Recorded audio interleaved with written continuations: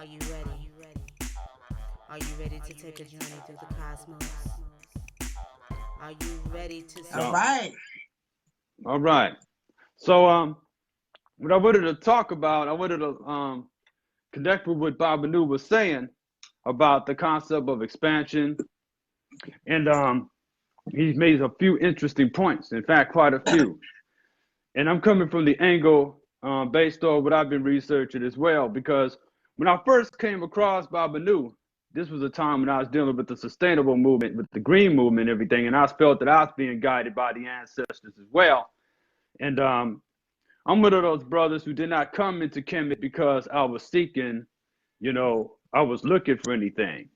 In fact, Kemet came to me when I was a child. I saw a blue ankh in the hallway. The ancestors sent me that symbol when I was a child, and I began to follow that symbol. So it took me to the various religions like Christianity, Islam. My father was into all kind of stuff. He was, he's a Louisiana boy. His folks from Louisiana. He's a hoodoo man.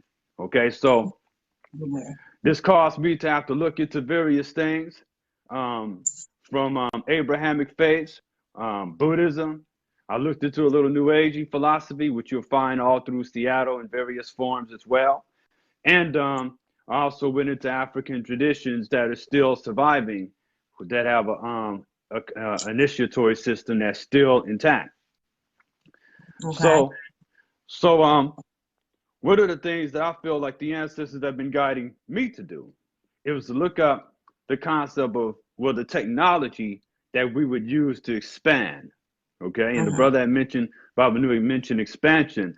I'd also embrace the science and the teachings of Ifa, which is the West African tradition of the Yoruba people who come out of Nigeria.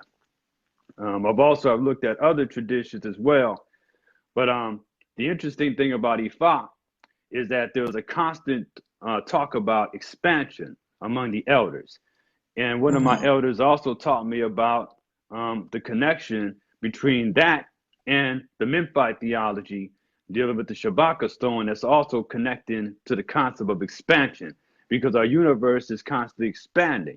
And we also learned that the universe is dealing with heat and expansion, and we are supposed to expand. So when the brother broke off about how the deities were saying that we were supposed to expand and pretty much conquer the earth, the way I looked at that is we're also supposed to have terraformed the earth, with greenery and with green technology of that era that was being shaken and harmonized with the flow of energies on this particular planet.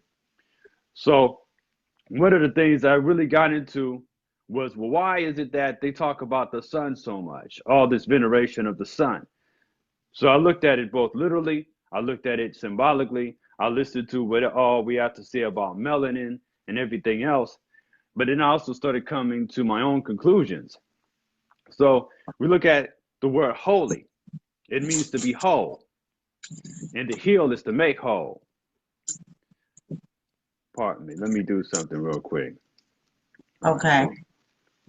Okay, so in ancient Kemet, we learned that the Cometians not only revered Ra in the form of the sun, but it also had a hand in bringing life. It was all about life. What are the nicknames for Ra? One of Ra's names is Ankh Ucha Sadel, which is life, strength, and prosperity, or life, strength, and vitality.